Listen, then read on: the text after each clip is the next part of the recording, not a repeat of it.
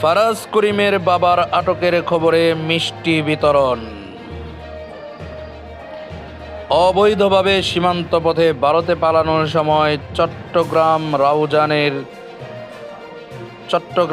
৬ আসনের সাবেক এমপি ফজলে করিম চৌধুরী আটক করেছেন বর্ডার গার্ড বাংলাদেশ বিজিবি সদস্যরা। তিনি জনপ্রিয় ইনফ্লুয়েন্সার ফারাজ করিম চৌধুরীর বাবা।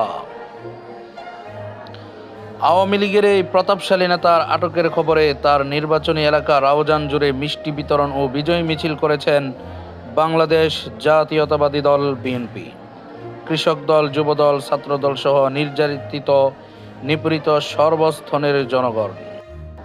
ভোর ৬টার দিকে ব্রাহ্মণবাড়িয়ার আখাউড়া সীমান্ত দিয়ে অবৈধভাবে ভারতে পালিয়ে যাওয়ার চেষ্টার সময় তাকে আটক করেন সীমান্তরক্ষী বাহিনী বিজিবি।